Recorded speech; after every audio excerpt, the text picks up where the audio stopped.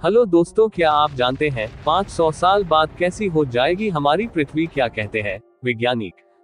मंगल, Mars जैसे ग्रह के भविष्य के बारे में बताना वैज्ञानिकों के लिए आसान है।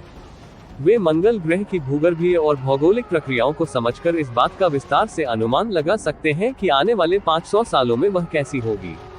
लेकिन पृथ्वी का पूर्वानुमान लगाना कि वह 500 सालों में कैसी हो जाएगी मुश्किल होगा, क्योंकि मानवीय प्रभावों के कारण होने वाले बदलावों का अनुमान अभी लगाना बहुत ही मुश्किल है। विज्ञान ने कई विषयों पर इतनी महारत हासिल कर ली है कि बहुत से मामलों में अब भविष्य के सटीक पूर्वानुमान लगाए जा सकते हैं। कई अब भी बहुत सारी प्रक्रियाएं और परिघटनाएं ऐसी हैं जिनका पूर्वानुमान लगाना बहुत मुश्किल है।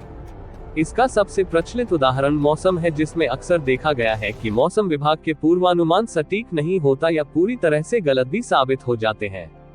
लेकिन क्या ये पता लगाया जा सकता है कि पृथ्वी 500 साल बाद कैसी होगी?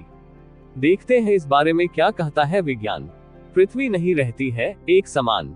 पृथ्वी पर बदलाव लाने वाले दो प्रमुख कारक हैं, एक प्रकृति है और दूसरा है जीवन, जिसमें सबसे प्रमुख है मानवीय गतिविधियां। प्राकृतिक बदलाव की बात करें तो पृथ्वी निरंतर बदलाव की प्रक्रिया से गुजर रही है। वह निरंतर चलायमान है, वह डगमगाती है, उसके घूर्णन की धुरी में बदलाव होता है, यहाँ तक कि उसकी सूर्य की परिक्रमा करने वाली कक्षा में भी बदलाव आता है। भूगर्भीय और भौगोलिक कारक बदलाव हजारों सालों में एक बार आते हैं, यहाँ तक हिमयुग भी इन्हीं की वजह से आते हैं। इसके अलावा भी भूगर्भीय बदलाव हर साल मौसमी गतिविधियों के कारण भौगोलिक बदलाव होते हैं, जिनसे भूआकृतियों में बदलाव आता है। जैसे भारतीय प्रायद्वीप हर साल 3 सेमी उत्तर की ओर खिसक रहा है। यही वजह है कि लाखों सालों में हिमालय इतना ऊंचा हो गया है और अब भी हो रहा है। जीवन और पृथ्वी, लेकिन इस लिहाज से 500 साल का समय बहुत कम है।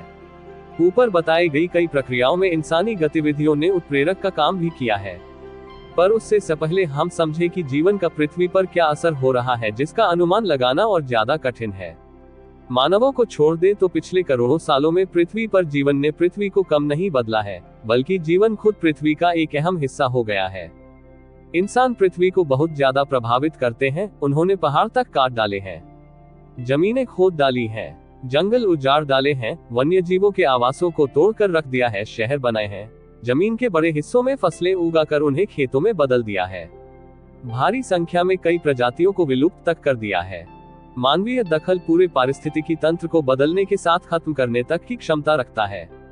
और न केवल उससे ऐसा हुआ है, बल्कि अब भी हो रहा है और आने वाले समय में भी इसके ऐसे ही जारी रहने की संभावना है। मानव ग्लोबल वार्मिंग के लिए जिम्मेदार है, जो जलवायु परिवर्तन का प्रमुख प्रभाव है। जीवाश्म ईंधन को जलाकर इंसान ने वायुमंडल का संयोजन बहुत हद तक प्रभावित किया है, जिसके गहन नतीजे देखने को मिल रहे हैं। ये स्पष्ट है कि 500 सालों बाद पृथ्वी बहुत ही ज्यादा बदल जाएगी, लेकिन कितनी और कैसी बदलेगी, काफी कुछ आने वाले दिनों में इंसान के फैसलों पर निर्भर करेगा। अगर मानव अपनी गतिविधियों के नकारात्मक प्रभावों को कम कर सके तो पृथ्वी पर नकारात्मक बदलाव कम देखने को मिल सकते हैं। लेकिन इतना तय है कि 500 साल के बाद की पृथ्वी का अनुमान लगाना बहुत मुश्किल है। जैसे आज से 500 साल पहले सड़क, रेल, जहाजों के साथ कंप्यूटर, मोबाइल की दुनिया का अनुमान लगाना असंभव था।